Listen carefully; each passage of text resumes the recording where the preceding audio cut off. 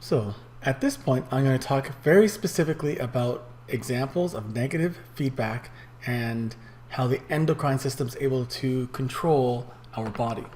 So the first example I'm going to use is the thyroid gland. The thyroid gland is an excellent gland for me to use because I can use it for both negative feedback and antagonistic examples. It also will complete a part of the thermoregulation conversation. So let us begin. What I have on the screen right now is a thyroid gland. You'll find it in the neck region. It is you can see it, kind of a dumbbell-shaped gland that's just below the voice box, the larynx. Okay, that's situated, superimposed above the trachea. It wraps around the trachea, so if you were to look at the back side, the other side of it, let's see, there it is. You'll see the back side. On the back side, it doesn't go all the way around, so it only partially blankets it. And on the back side, there's these 4 little dots here. And these represent another gland. So the thyroid gland has a parathyroid gland that's sitting on top of it. Okay. So how am I going to explain this? Well, I'm going to start from the beginning. And the part of the homeostatic overall flow that I'm always going to start with would, of course, be your hypothalamus. So I'm going to draw the hypothalamus up here. Right? So I'm going to say this represents the hypothalamus.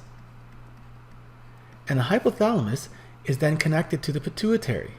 The pituitary is made up of 2 regions, right? I talked about them already. One is the posterior and one is the anterior. Okay? So we've got the posterior pituitary, posterior for back, so I'm going to say this is the posterior, and then the anterior, which is the master gland. It's a gland that's going to release and control most of your endocrine system. Okay? So I'm going to be controlling the thyroid gland. So I'm going to use a circle over here to represent the thyroid gland. Okay, so this is my thyroid gland. And the anterior pituitary, which I'll use AP for short, anterior pituitary, is where the stimulating hormone that's going to stimulate the thyroid gland is produced. So I'm going to use green here to represent my hormone being released. So this hormone that's being released here is the TSH, which stands for thyroid stimulating hormone. SH is stimulating hormone. Okay? So this stimulating hormone, something needs to stimulate the anterior pituitary to release this. And so what's going to control the anterior pituitary? We know this already. The hypothalamus is going to control the anterior pituitary. And it's going to do this through something called the TSH releasing hormone.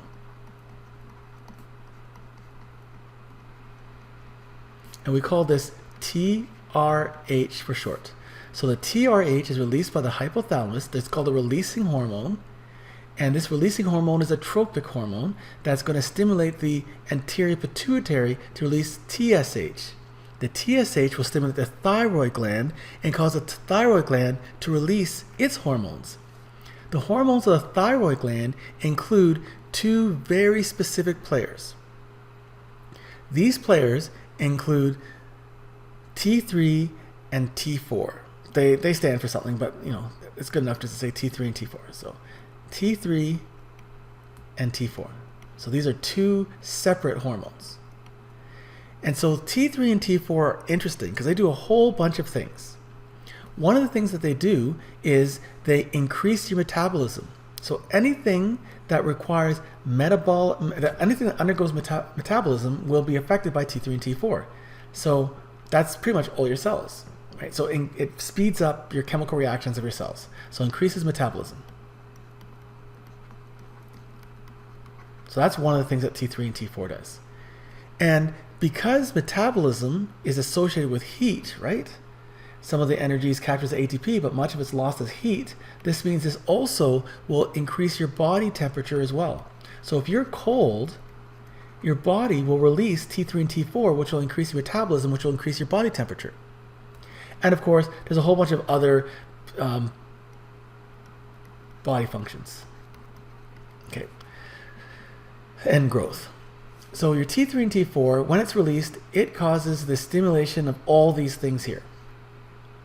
But you don't want this all the time. You don't want to have a metabolism that's ramped up all the time because you'd be burning through energy like crazy. And as amazing as it might sound to be able to eat a ton of food and not worry about it, being deposited on your body as fat, this is not a good thing, right? So your body needs to have some efficiency. So that means there needs to be some kind of mechanism that your body's able to use to determine that, hey, we don't need any more of this. And sure enough, there is. The T3 and T4, as a matter of fact, will negatively inhibit itself. The T3 and T4 will come back and will negatively inhibit the anterior pituitary, preventing the release of TSH, and it will negatively inhibit the hypothalamus as well. So this is your classic negative feedback loop, right? So when released, it will release the hormones and the hormones will do their thing, but when you have enough, the concentration is high enough. So when you have enough of this, the concentration is high enough, then it will negatively inhibit itself and no more of those hormones will be released. So it's a perfect system. And then when the concentration of T3 or T4 goes down too low, or you require a higher body temperature or your metabolism to go up, then it'll be released again. Now from this, we can go on to a disorder. So one of the major ingredients that's necessary for the thyroid gland to produce T3 and T4 is iodine. So iodine is super important. So iodine is an ingredient, it's an element that's used in these hormones. As a matter of fact, if you looked at the full name of T3 and T4, you'd see iodine as kind of a part of the name. If there is no iodine, so let's say you don't have iodine in your diet, then the T3 and T4 will no longer be created. If they're no longer created, will there be any negative feedback? The answer to that would be no.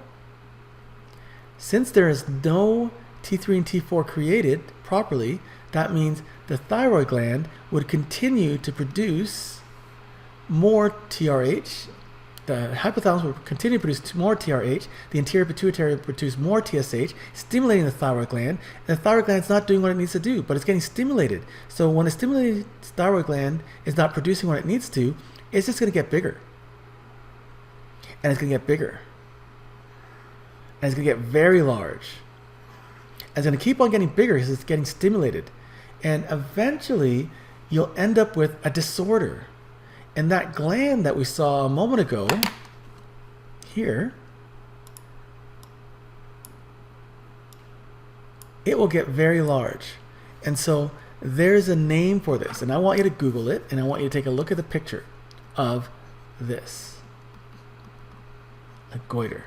So goiter is the result of an overstimulated thyroid gland that's not producing the right hormones.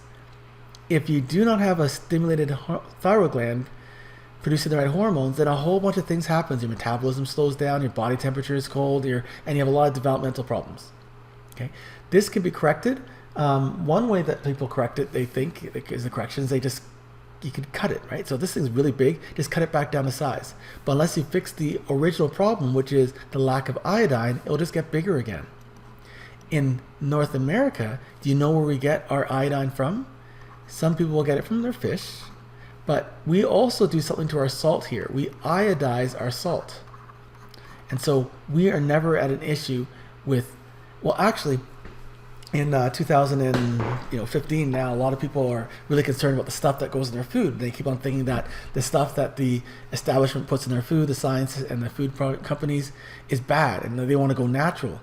And oddly enough, we're getting incidents of goiter happening more often in North America because people are getting, I don't think it's kosher salt, but they're getting a non-iodized salt that has no iodine, and they're not supplementing iodine in their diet. And so now they're developing goiters. This is more common in North America. It used to be non-existent, but it's just one of those things that people don't understand what the purpose of the iodine in their salt is. So you don't have to have iodine in your salt, you just need to make sure you get it in your diet somehow. So that's a classic negative feedback. Now I wanted to talk about other one, the antagonistic example. So in antagonism, I mentioned to you a moment ago, there is this other gland, the parathyroid hormone. The parathyroid gland is another gland that is in associating with the thyroid gland. So these two glands function in something known as calcium homeostasis. Right? So in addition to releasing T3 and T4, the thyroid gland also releases another hormone, and that hormone is calcitonin. Right? So calcitonin, the thyroid gland here, oops. Let me do this in black.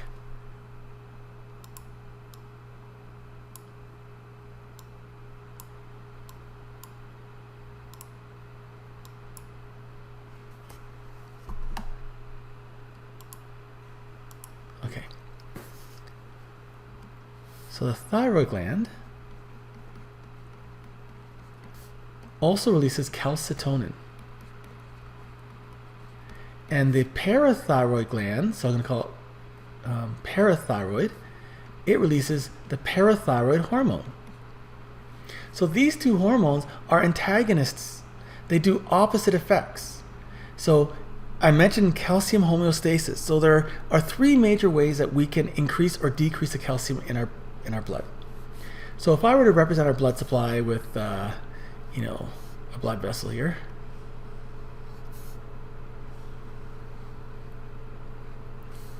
So let's say that we have too much calcium inside our body, right? So we have too much calcium inside our body. One of the things that we could do is we could take it out of the blood and put it somewhere. And what inside our body holds or could hold a lot of calcium? Our bone. So we have a hormone, and the calcitonin will prevent the bone from releasing calcium. As a matter of fact, it will encourage deposits of calcium from the blood into the bone. So I'll put these two in different colors just to make this a little easier for me. And I'll put calcitonin in blue.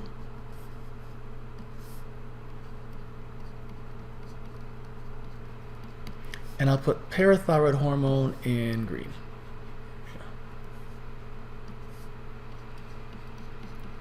So the calcitonin will cause calcium to be taken from the blood and deposit into the bone, whereas in the parathyroid hormone is going to help increase the calcium levels in the blood. So to do that, it's going to take calcium from the bone and help it get deposited back in the blood. So the parathyroid hormone promotes calcium release into the blood, right? Another place where you can get more calcium or to control the calcium is in the kidneys. We've talked about the kidneys as well. So if I were just to continue this down and get this out of the way here, right? So as I look at the kidney, I'm not going to try to draw a kidney because, I'm kind of terrible with my drawing. Whoops.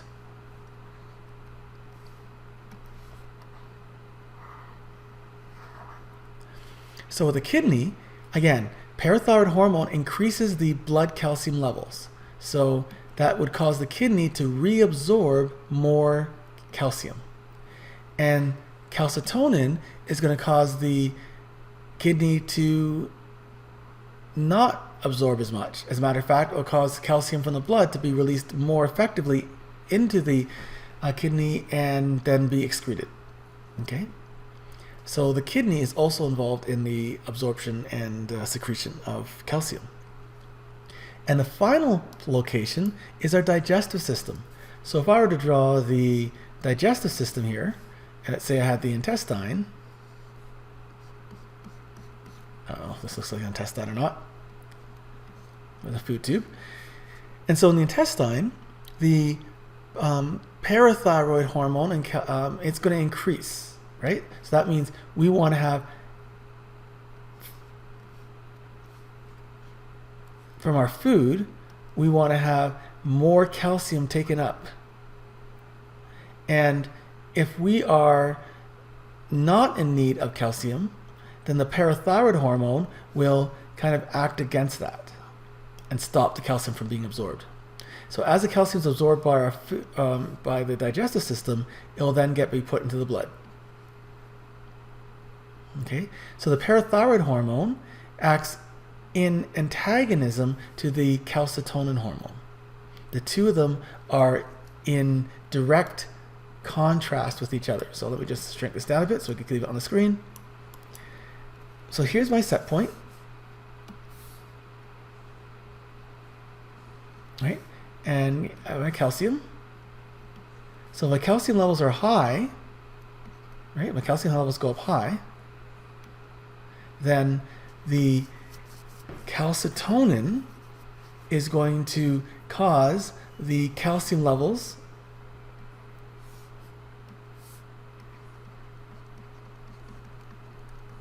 to go down.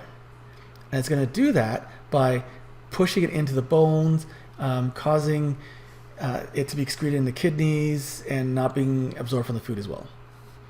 If the calcium levels are low, then the parathyroid hormone